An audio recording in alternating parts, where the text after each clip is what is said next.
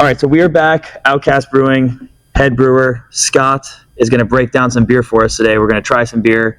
And Scott, I'm going to let you take it away with the first beer. Okay. Well, what we have here is Trash Panda. Built it as a Czechoslovakian Pilsner, 5.8% ABV, old Bavarian malt, and some Saaz hops. Very traditional. Lagered for 28 days and standard carbonation of about 2.4 volumes. That's right. Let's do it. Yeah, right. Absolutely. Cheers. Cheers. Cheers. Cheers.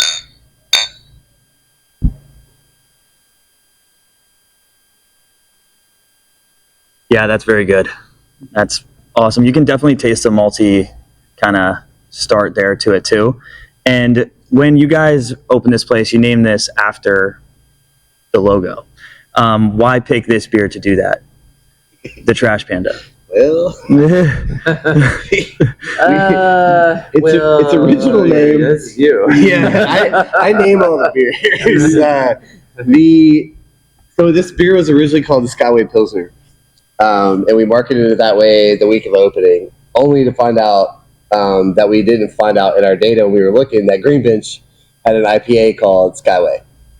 So we were like, well, we don't want to take a name that somebody else started using. So we're like, what are we going to call it? I was like, crap. I was like, well, the next one I had was Trash Panda. And I was like, let's just call it Trash Panda. I'm like, it's the Pilsner. Like, that's a go-to for a lot of people. Right. When they come in, if they don't know what they want, they're like, I'll try the Pilsner, you know, just to see what it is. So we're like, all right, Trash Panda it is. And it's honestly, like, I think one of my favorite things to hear people order when you hear, like, the bartenders going, like, we need another Panda. No, most definitely. And so would you say, like, this is probably one of your highest sellers so far? It does seem to be the winner. Within the bare spanking new 2 weeks that we've been open. Yeah, right. Yeah. We're going to need a little bit more time to figure out what really moves. But this is one that we're going to run out of in 2 weeks probably. Yes. And so what's we'll have it back. Gotcha. So I mean, again, you've only been open for 2 weeks, but what's a typical, like, time to turn over a tank? This one is going to be at least 28 days. 28 days? Yeah. Gotcha. Okay. Yeah. And so when do you start brewing your next batch? Like, if this is, you're like, okay, we're keeping this on, when do I start brewing the next? It should have been yesterday.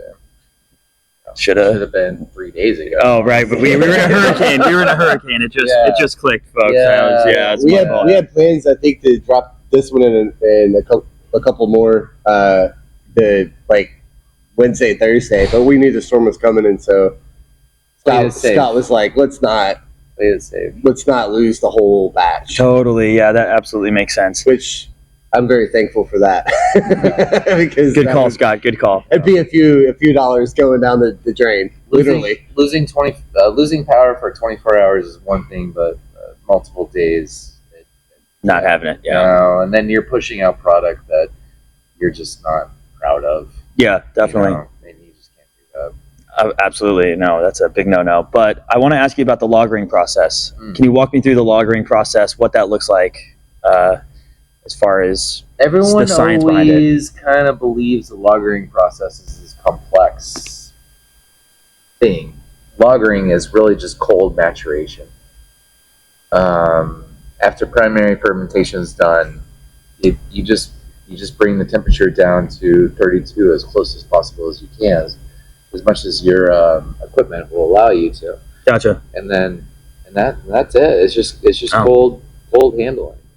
And it sits in the lagering process. How long did you say? You said 20 something days on that? Would be 28 days. Would be start to 28 days. Okay, gotcha. And 21 days for lagering. That's like kind of bare minimum on something like this. Some of our ales, not quite as much. We're going to try one where we can flip the tank in 14 days. Oh wow! You wouldn't quick turnaround. You wouldn't even notice the difference. These ones, it really comes down to how clean you want it to be at the very end. When you say clean, you mean like just drinkable? Drinkability. Okay. Yes. All right. Cool. And so when you guys are making something like this, and you are keeping temperature and you lose power, let's just have a hypothetical here, right? Because it is hurricane season, and Yep. we very well might have another we one just soon. went through So, that. Yep. what's the in- concerns if it's not? I mean, what are you looking at getting? Is a beer like bad? If it gets too high, then you won't be able to really reuse the yeast, which is what happened with us. I don't have confidence that I can reuse the yeast. Oh, so you can that'll be an reuse issue. yeast. But the beer will be fine. Okay. Yeah, it didn't. None of our tanks got over 43 degrees, which is great. And it stands to their insulated and their how well they were made Mhm. and whatnot. Right. I mean, so yeah. And so, what's the yeast giving you in the beer, and how do you reuse yeast? Are you collecting it after? Like, how does that work? Yeast basically does everything for us. Converting starches into alcohol. It's making a lot of the flavors in the terms of metabolites. It's lowering the pH to turn into a stable food product. It literally does everything. Yeah, it sounds like it is the thing that makes beer. And then you repitch it from batch to batch to batch because yeast technically is very expensive. And yeah, being able to reuse it lowers your ultimate costs on the whole production process. Yeah, definitely, that makes complete sense. I think you see it like in a lot of the like really famous, beer names. Like for example, if you go to Guinness, they keep a piece of their yeast like in a safe, Dang. so that they can, because that yeast like being brewed here, like, or in Guinness's case, like at the Guinness storehouse, over and over and over and over and over again, Right. that yeast almost becomes proprietary to their place. And so to really get that flavor, they always want to be able to have some of that yeast. So Yeah. they actually literally store it like in safes, because the yeast like literally is the whole game. Yeah, the lifeline kind of the beer. I mean, there's Yeah. a lot of elements, water and things that you want to have like right, but like at the end of the day, yeast is king. So yeah, it's cool when you can reuse it, because the more it gets used, the more like proprietary it really becomes to your flavor. Definitely. That you want to keep that ongoing. Absolutely. So, do you try to learn from Scott in the sense of beer games so you can start kind of helping him out down the road? Yep, 100%. He just doesn't really have a whole lot of time to hang out with me on a day. Unfortunately, Yeah. Yeah, I know he wants to, but it's just that's the reason why he hired me. From what I understand, is that Yep. It's fun, like the way we work is we have kids at home, so I mean we're still doing that. I have a son that plays football in IMG, so like we're super Thursday and Fridays, and trips Busy. all over the place, Busy, and yeah. stuff like that. Definitely. But like what's great with our process here, is Scott's got the recipe, Scott's got the thing, and we talk about what we want, and then it's literally like my favorite thing is to come in and Scott's like behind the tank. He's like peeks his head around and goes, "Come try this." And I'm like, "Yes." And I'm like, "All right." And he's like, "What do you think?" And I'm like, "This is awesome." But I'm like, "I can't wait, for this to finish aging, Right. and get to its spot like where it's crashed and it's clean and it's like it's finalized." Because like we're tasting stuff like day 2 when it's just like molasses, sugar, and you're like, all right, it's gonna work out. That's gonna work out really nicely. Yeah. Like it's fun to see it, The process. Yeah. Definitely. They're like his kids, like yeah. 100%. yeah. I think he would have slept here during the hurricane if we would have let him, just to make sure that they were okay. If he didn't, Dharma would not have been okay with that. yeah, Dharma would not have loved that. But Oh, your dog. Yes. Scott does have a greyhound, a very cute greyhound that I met today. Should we do number 2? Let's do it. Yeah. Second beer, number 2, Flauta. Lauda. Flauta is the beer. I'm gonna let you take it away. Break it down. West Coast IPA, heavy helping of Simcoe, Cascade, and Centennial hops all throughout the process. We went through with the thiolized Chico yeast to try and give it that little and heavily dry hopped with all the hops set above, and a heavy helping of some crystal malt in there to give it that nice little amber hue. So I told you I was gonna grill you with a lot of questions. Sure. So get ready. All right. let's start with the hops. You said 3 different types of hops. I know the hops are all different, like flavors, if you will. But what are the 3 that you're going for here? Like, what is that trifecta? What are you trying to achieve, I guess, with that trifecta? I mean, Cascade, Centennial, and Simcoe. Those are the dank hops that you just can't go wrong with the West Gotcha. Coast. Okay. Right. That's Is tradition. that, yeah, okay, I was going to say, is that a standard? You really cannot go wrong with that. Understood. Especially the cryo ones that we used.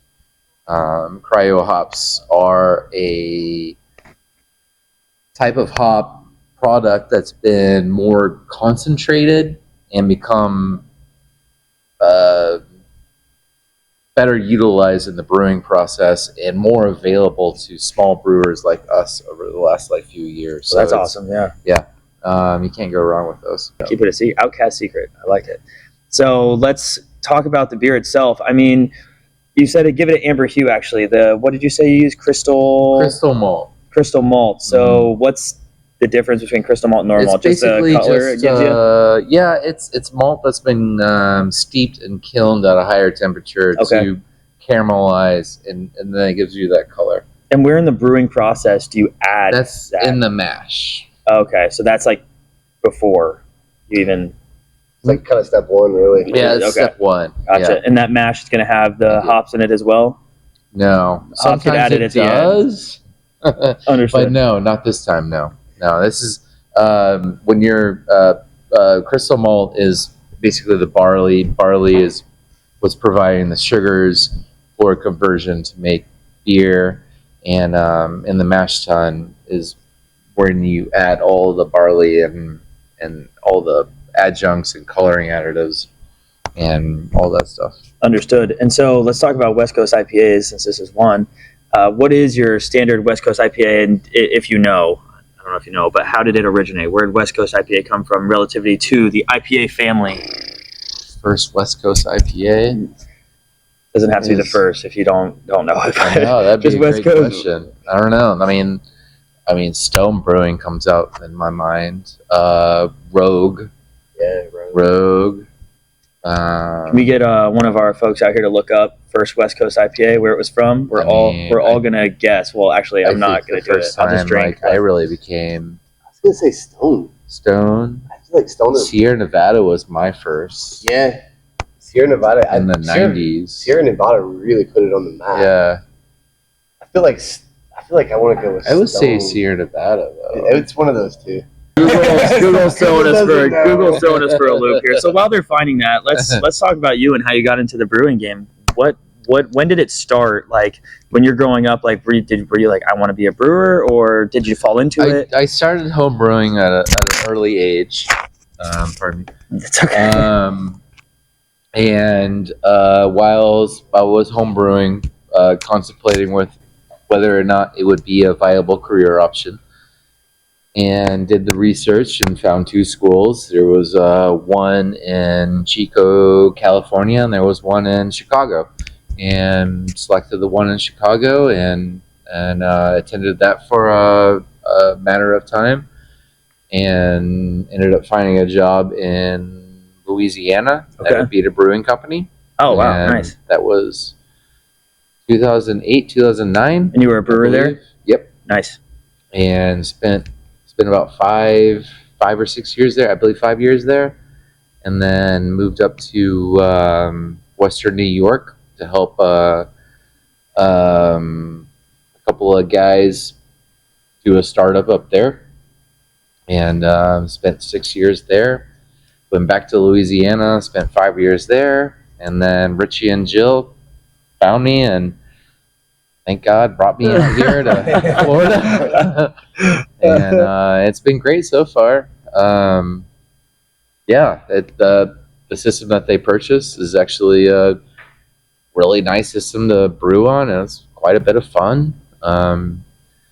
When they got it, it was actually in pretty decent shape. It just needed a few things to be touched up on, and not a whole lot.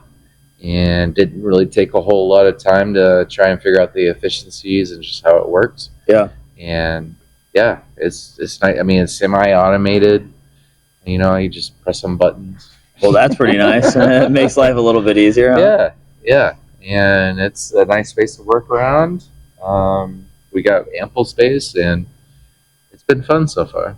Are you guys looking to add more tanks in the future, or is this pretty good for now? Just got to see how it plays out. Again, only been open 2 weeks, and We've that's been open some very 2 weeks, heavy-hitting man. questions. I know. We got Might some jump things to the gun think on about. that. Yeah, I got some numbers to crunch. I 2 think weeks. The thing about it is, like, we have space that Right. if that becomes an issue, like if we need to expand, we have some space to expand. Absolutely. So that was one of the things about the facility that was attractive, is there's a lot of room in here that we could add a lot of stuff if needed.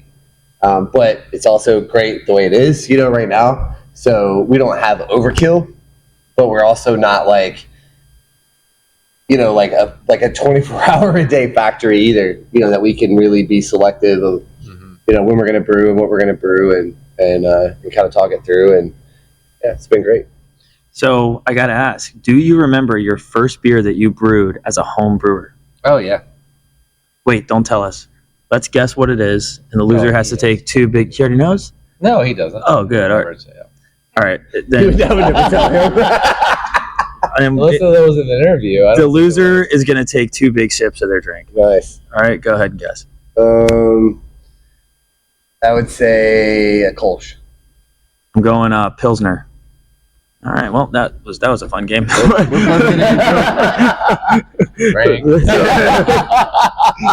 Cheers to the losers. I'll drink with you. Crap, was it No. an IPA? No, when so in the 1990s, you're gonna brew something super fucking easy, and it's gonna be a blackberry wheat. Whoa! Wow! I would have never have guessed. I would have ever have guessed Nobody had that on that. their bingo card. That is insane. I still have a bottle of it No way. with a label on it. What'd you call it? Scotty's Brew. Scotty's Brew. I love it. Let's bring it back. And that's back in the day when the printers were like the. Oh, okay, yeah. So the label Yeah. is very much that. That's awesome. And You did it like in print shop? Maybe I don't know. Don't know where I did it. Yeah. So you'll know what's coming next. Scott's Brew. Blackberry. There we go. You heard it here Blackberry first. wheat, yeah.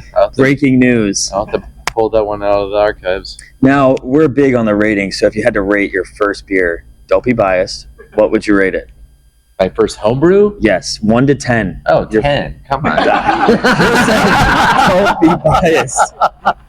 Sold out in minutes. Yeah, I bet it did. So when you do a home brew for your first time, I mean, is that like how much are you making of that? Is it like a? I don't even remember. I am asking some pretty I was- crazy questions. Yeah. I'm excited for the blackberry wheat that you're going to brew here. Yeah. That's Oh, great. I guess we have to do it. Yeah, We you gotta do do. it. Yeah, now we gotta do it. You brought We it brought it up. up twice, so it has to happen now. Okay. Yeah, absolutely. I might have the notes in the office over there. There you go. Perfect. This is fantastic. This So one's good. this is very good. I was just gonna say. So I'm getting a lot of like bitterness from this one. Does that come from the amount of hops or the hops that are used in it? Amount of hops. Yeah. West Coast IPAs. We went a little bit lighter on the IBUs with this one because people are still trying to get back into the West Coast IPA. Mm-hmm. Do Back you in feel the like they day- phased out a little bit? Well, back in the day, the IBU wars. I mean, you can Google that IBU. Who can get the most IBU?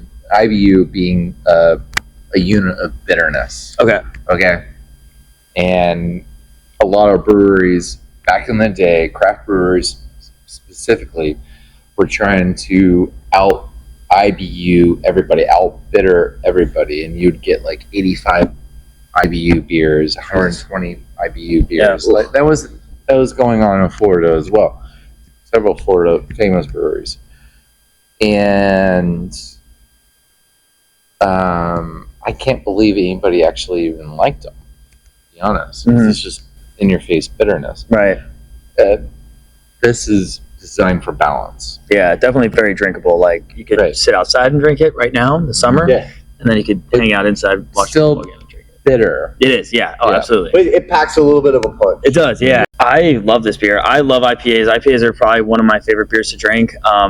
The West Coast, I really just like bitterness. I don't, like you were saying, the in-your-face bitterness. I don't know about the wars that were going on. I will research that because that is very interesting that was like a thing. But I do love the bitterness. But this is like bitter up front, and then it's got like just like very smooth on the back end, which is pretty fantastic. And can you, like, when you're going through the brewing process, can you decide like, okay, this beer is going to be bitter up front, or this beer is going to be bitter in the back end? Can you, like, in the process, do you add hops or add whatever to get that? For West Coast, I mean, you're always adding hops during the boil at different stages of the boil. Mm-hmm. And I boil for 60 minutes. And so for a West Coast, usually adding hops or right at the beginning, which is going to be the primary bittering hop, the alpha hop.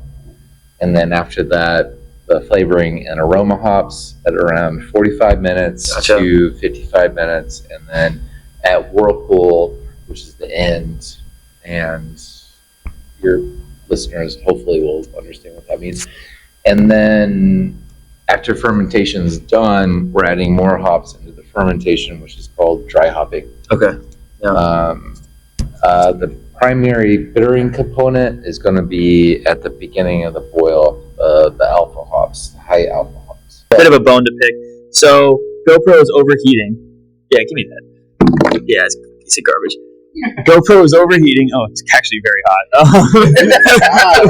You guys can feel a little caliente. Oh, jeez. Yeah. Did it get wet in the hurricane? It does. No, It's like a Tesla. so we dumped our beer number 3 on it, and it actually said it's going to work now, but we're not using it. We're boycotting GoPro until they send us a new one. So we're gonna have to @them on our Instagram. Yep. Here's this thing back. And anyway, so we got a phone now. Shout out Apple. And that's not going to overheat because we've done this before with an Apple phone. It's been okay. Fingers crossed. And so let's talk about beer number 3. This is the Duck Lager, Dark Lager, which I'm very excited to get into because not only is the beer awesome, but the backstory is awesome. We're going to get into that. But first, my man Scott, walk us through.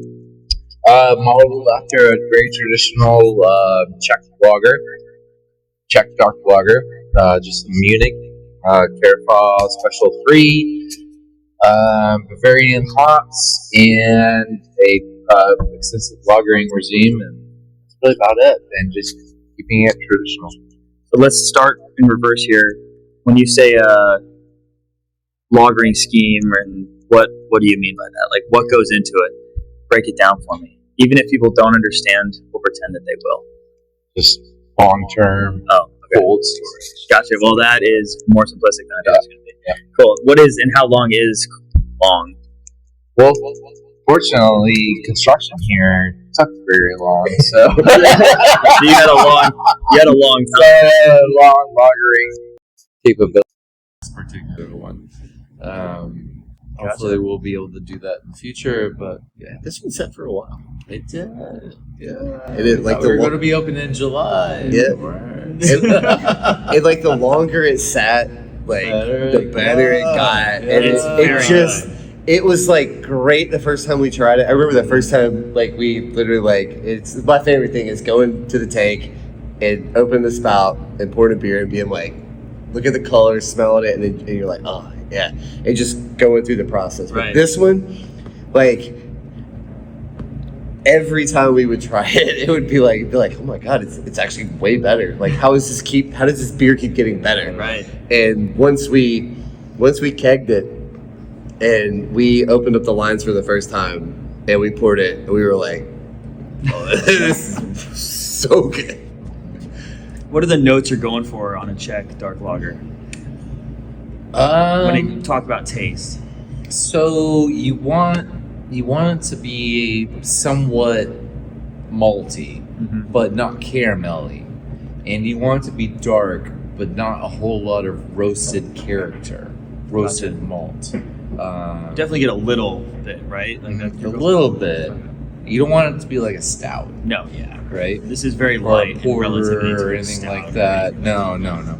But yeah, I was trying to keep it a little bit darker than that. But for the first one, It's not bad. I can tell you that much Yep. for free. yep. So It's and Czechoslovakian hops, and a good attenuation rate of like around 72%, and that's basically what you're looking for. when you use Czechoslovak, oh my gosh, that word's hops. Use those because this isn't like hoppy per se, not bitter.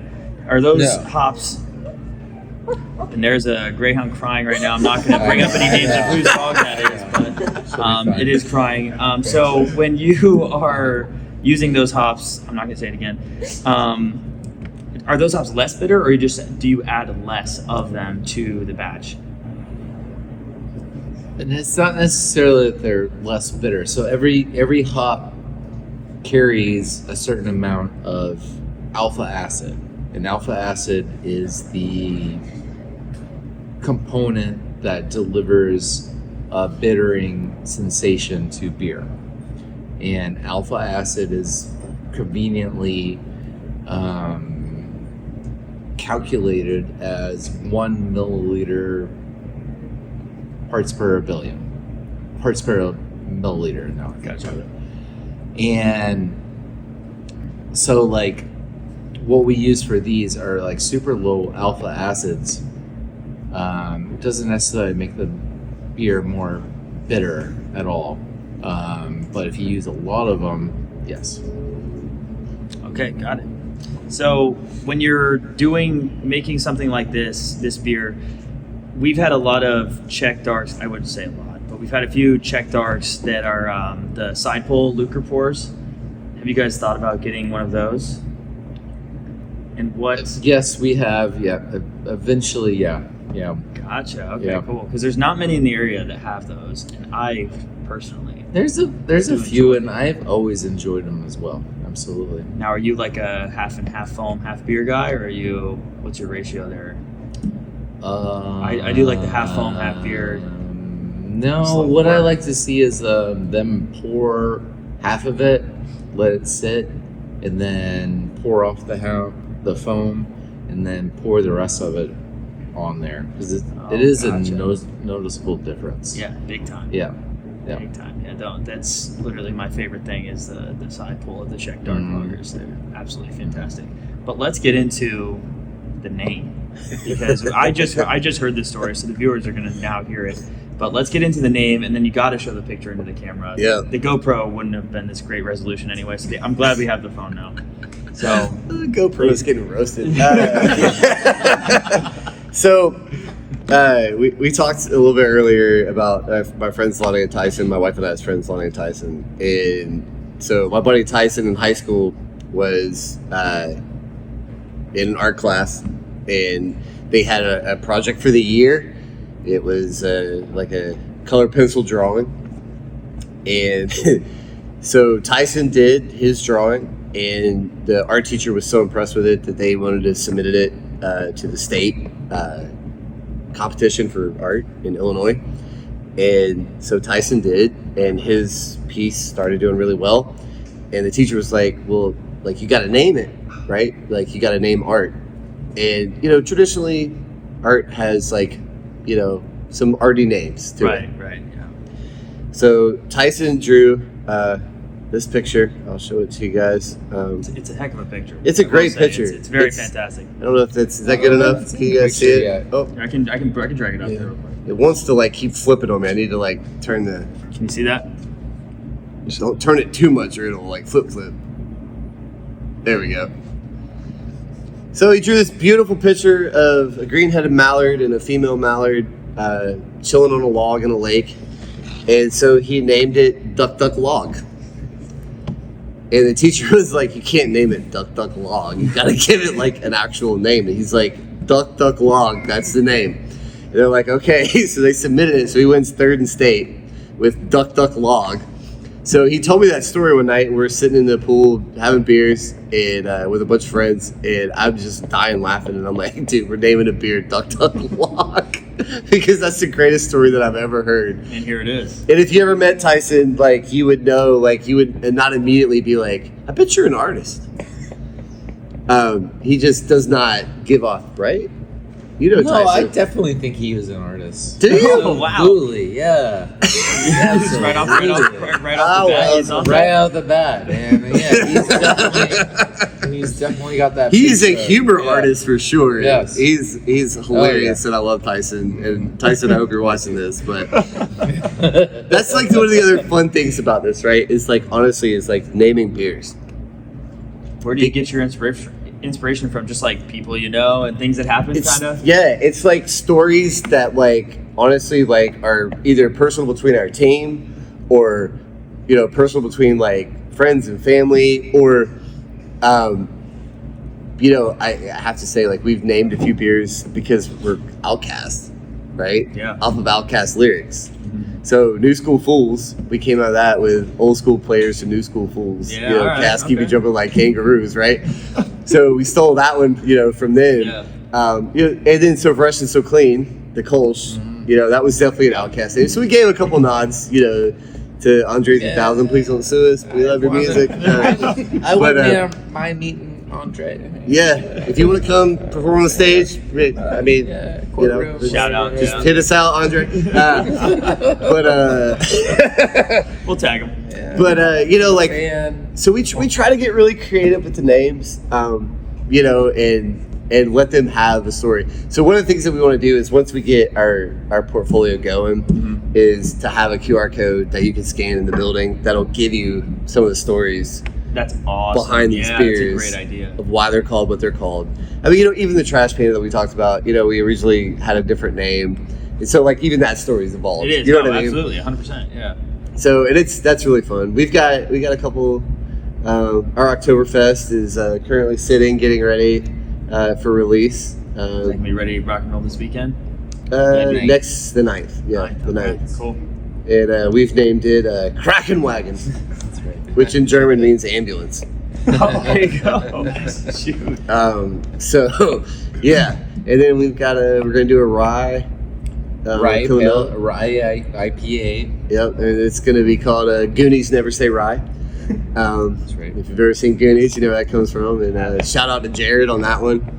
That's his beer name. So it's Back funny. behind the camera. Yep. Like everybody is always like friends, like now, like we have a running list of notes That's of like awesome. beer names because Yeah, people will be like, dude, what about this? And you're like, oh my God, that's so funny. You're like, yes, like let's do that story of the beer.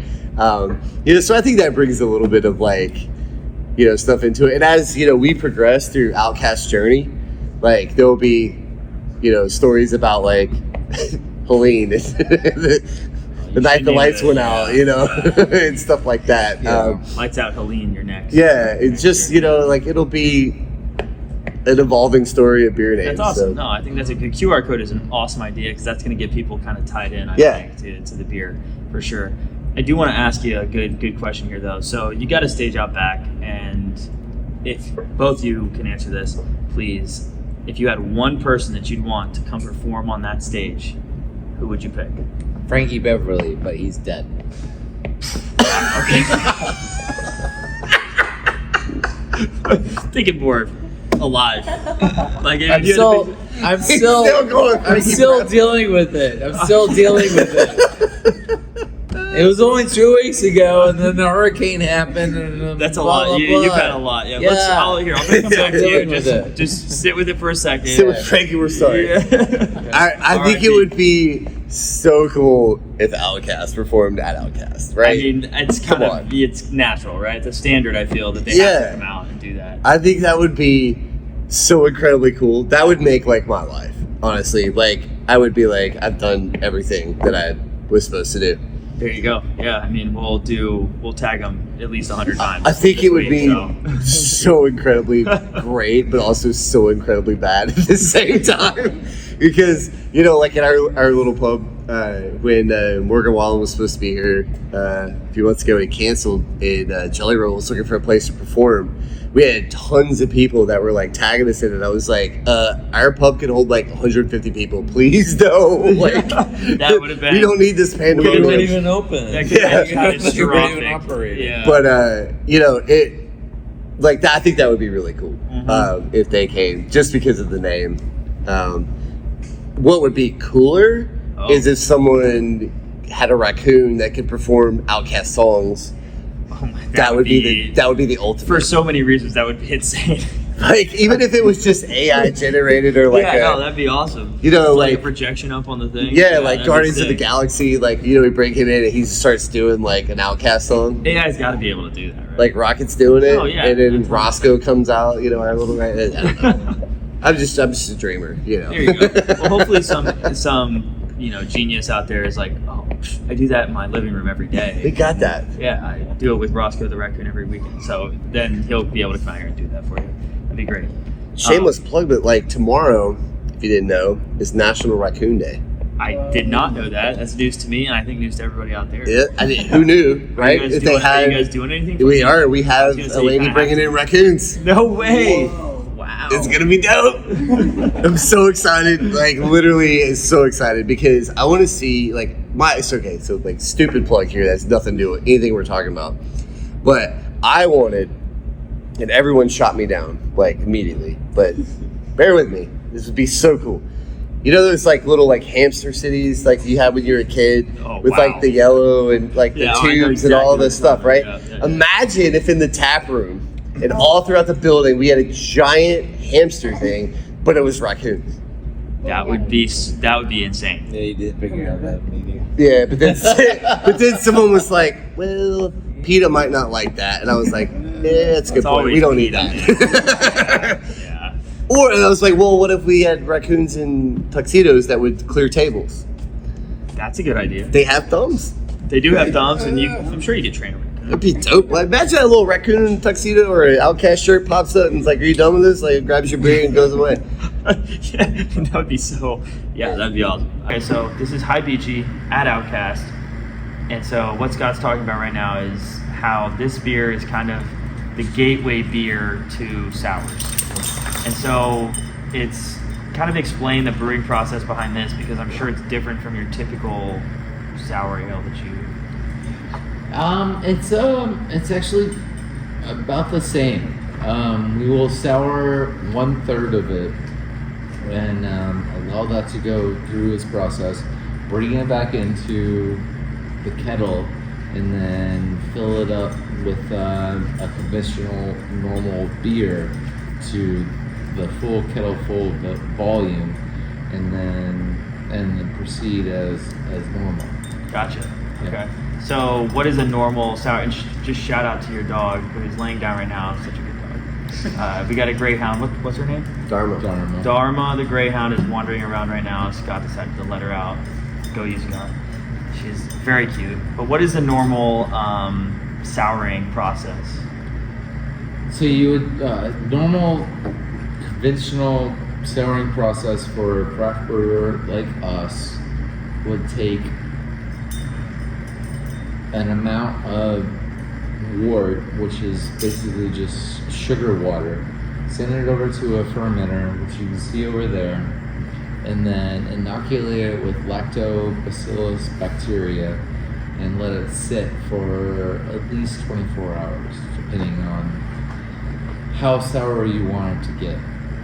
And then you bring it back over to the brew house, which is probably out camera over there, and then boil it, which would kill off all the lactobacillus bacteria, and then proceed as normal if you were doing a conventional beer. That allows us to do very low pH beers, very much similar to this, Gotcha. without contaminating contaminating the rest of the beers, because we'll do this crazy partial lactic acid Yeah. fermented beer alongside our Oktoberfest, Oh, okay. and we won't have to worry about contaminating our Oktoberfest with this. Okay, gotcha. You know. And so, what flavors are you shooting for when you make something like this? Like when you made this beer specifically, what flavors were you shooting for? Low in pH, so it makes it a little bit tart, and then all the other stuff is what makes it really key. Adding in some fruit, adding in some tea, adding in some what have you. Yeah, What fruit was added into this one? Can't tell you. Oh, okay, yep. This one's a secret. See, I like it. No, this is a good beer. It's not it's not too tart. It definitely is a gateway. It's not too tart. You still have that kind of hint of like sour to it. It's more of a sweet sour. But yeah, it's definitely a great gateway for somebody who's not realmed in the sour stuff yet. It doesn't get you all the way here. It does not. No. It gets you a little bit of tart, a little bit of sweet. You know, I like to think of this, and that's why we called it Hibichi, is because it's sort of like a beach drink. Yeah. Okay. You know, it like if you were drinking a conventional like all the way sour, it not a lot that you're gonna drink of that, right? But this is a beer that you can drink more of without it like just being so overpowering. You know what I mean? So it's a lower.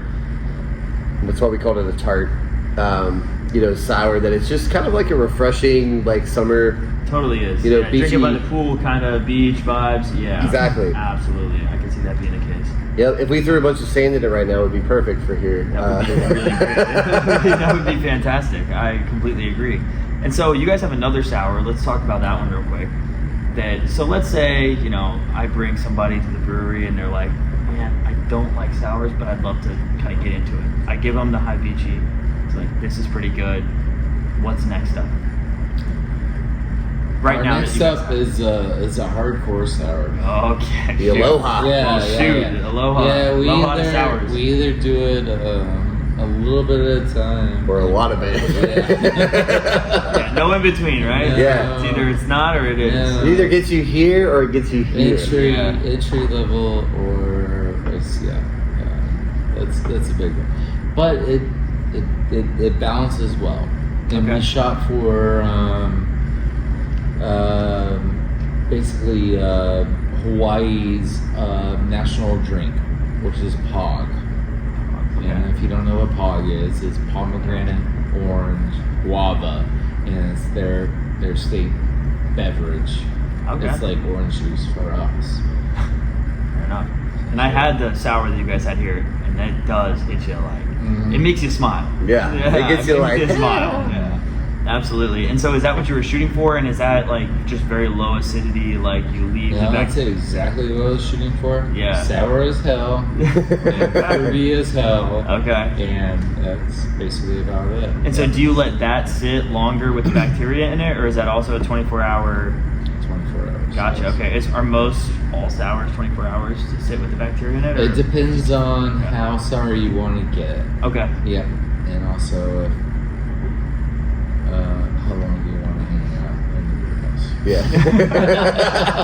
So throughout that 24-hour period, are you taking sip? You're not, because there's lactobacillus, right? Like you're not trying that during the bacterial. No, process. that's pH meter. Okay, I could feel that would be pretty catastrophic if you started tasting that. Yeah, that's good. lab stuff. No, that's one of those things that you can't taste. That's lab. Okay, that's cool. lab. Yeah, we get that tasting like after it's been reboiled. Gotcha. Yeah, that makes complete sense. Yeah, it Yep. makes complete sense.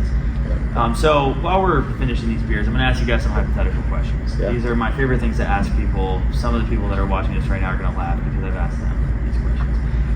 So let's just pretend you two are at a nice big football. What's you guys' favorite football team? Go Gators. All right, we'll use the Gators. You're in the swamp. You're sitting at the 50. You're sitting at the 50-yard line. You're looking down at the football field. One end zone. You have 50 grizzly bears. All right, 50 grizzly bears. They're adults.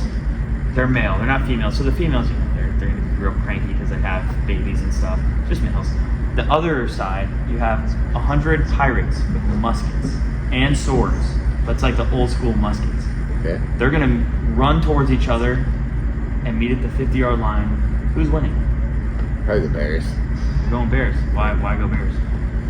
Well, I guess it depends, but this hypothetical of how astute these pirates are with their muskets. They're like Pirates of the Caribbean. So they're gonna get Pirates. they're gonna get one shot off. Probably, each yeah, 100%. before the bears get to them. Yeah, they also have swords though. And bears have swords on their hands. That's also true. They have five in their of them mouths. too. Yeah. So I think like I like to hunt, and I've shot a lot of black powder rifles. And of course the modern ones that we have are a little more accurate with the rifling, but the old school muskets, they're super inaccurate. Gotcha. So as they're running, also looking at a grizzly, which is kind of not like a friendly bear. Yeah, I would say not. I'm gonna go with the bears because I think they're gonna take out a couple of them. Yeah. But the rest of the bears and the ones that got shot, like it better be a big musket ball because the grizzly bear is pretty big and their coat's pretty thick. So yeah, I'm gonna go with grizzly bear. They're probably gonna maul the crap out of all of them. Nice. Yeah. What do you got? It's gonna be a bloodbath. Yeah, like a bear, dude. But then the gators in the swamp come up and they eat all the remnants of all the corpses that are there you there. So, Yeah. I'm gonna go bears. Yeah. Bears. Bears both sides there. Okay, Yeah. fair enough. So let's go under the water. So now you got scuba gear on. You're under the water. Same football field. You're at the 50-yard line. You got 100 great white sharks against 50 orcas. Orcas. White sharks. Shoot. Whoa. Wait, Oh. great white sharks? Yep. Orca. Oh, you're going orcas. Orcas are too intelligent and they hunt together. Yeah. And now, White sharks. apparently, if you've seen in the news, the orcas have learned that I forget what it is. It's like the kidney or something of great whites that they, like this one pod specifically of orcas, ate a great white. Right. And they ate only like one part of it. And I honestly don't remember. Maybe somebody can Google it. But I feel like it's like the kidney or something like that. Right. Like one organ that they ate and they got a taste for it. And so now there's these orcas that are going around like trolling for white sharks. Terrifying, yeah. And they're eating only this organ and then just leaving the rest of it to sink to the bottom of the ocean. Terrifying. The liver. The liver. Yeah, The liver, see, there it's you a go. real thing. Yeah. And like Google in the back. and the Thank you, Matt. orcas, like they're highly intelligent. I don't know if you've ever seen like how they hunt.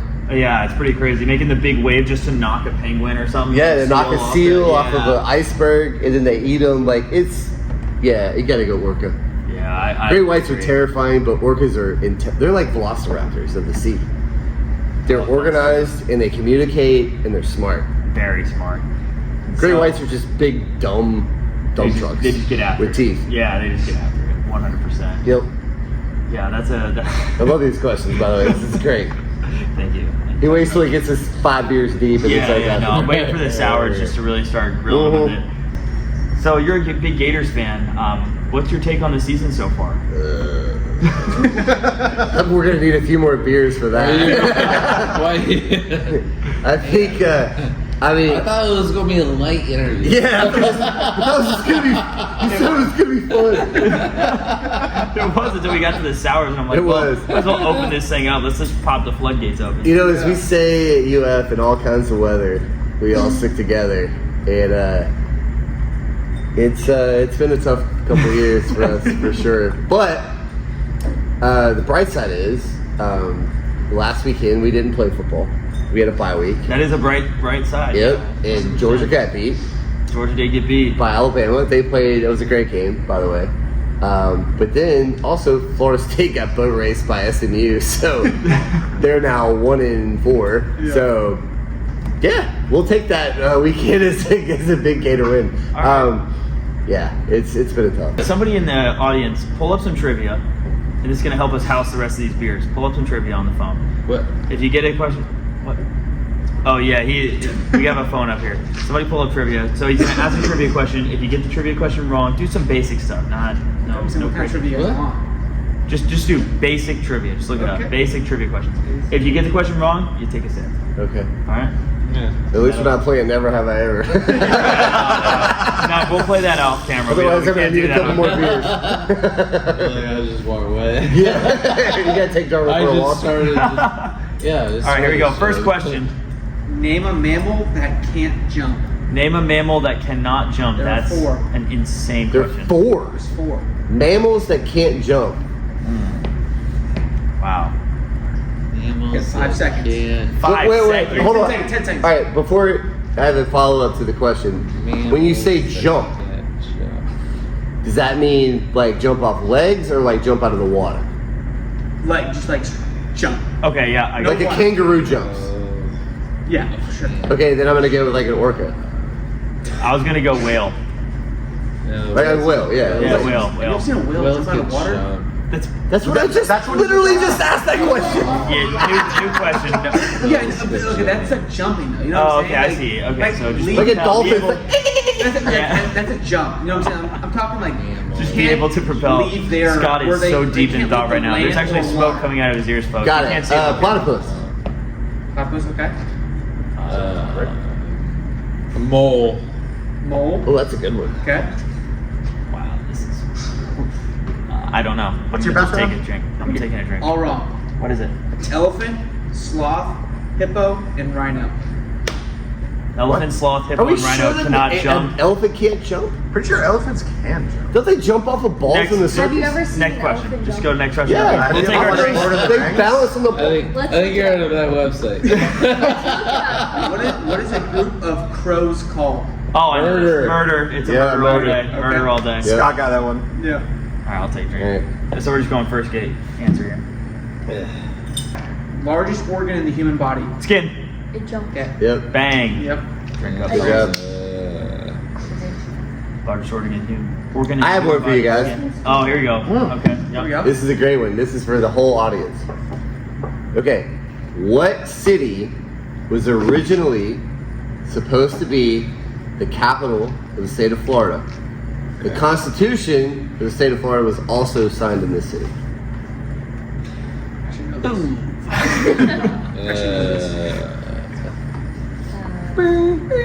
Tampa. No. Dang it. Orlando. False. Fort Lauderdale. Gainesville. It's up by you. That's a great guess because the Jacksonville. what did you say? FIU? No, it's gonna be up Gainesville. by you, right? Oh, What? Wow. yes, Pensacola? you're correct. That's What was it? Nope. Perry. Perry. You're close. You're getting closer. Lakeland. Lakeland's Way not farther here. away. Near Perry? I'll give you a hint. It's in the Panhandle. Lake City. No, that's a good Lake guess. Placid. That's Lake Placid? It's not Lake Placid. No, not Lake Placid. It's Navarre. Not in- Huh? Navarre? Nope, not Navarre. It's too small. One more Duh, guess. think we're out of Jerry. Come on, guesses man. Nobody? Anybody got one more guess? I have zero idea. Broward County. You're getting really close now. Panama City. Okay. 22 miles from Panama City. Is Destin up there? Destin No, is that's up close there. to here. It's kind of close. Destin's an hour from Panama City. Oh, really? I thought that's not Florida. It's right by here. Nope, that's Fort Walton. What's close to Panama We're gonna City? edit that out. The correct answer is Port St. Joe. Oh, yeah, I did. Never would've No got that. idea what that even is. That's crazy. It's really close to where the hurricane just hit. It's you got Perry, Crawfordville, Apalachicola, Port St. Joe, Panama City. Why was and it then- gonna be the capital? I have no idea. Well, actually, I do know. It's because it has one of the deepest natural ports in the state. Deep And what? Deepest natural ports. Oh, wow. The reason that it did not become the state capital was because they had a string of bad luck in a year that like makes what we just went through look like Christmas. They had a smallpox breakout that took Oh, out shoot. 3/4 of the town. Then they had a hurricane that came through with a massive tidal wave that wiped out the rest of the town. Ladies and gentlemen, Outcast Brewing, Scott, head brewer, Richie, owner, thank you for watching.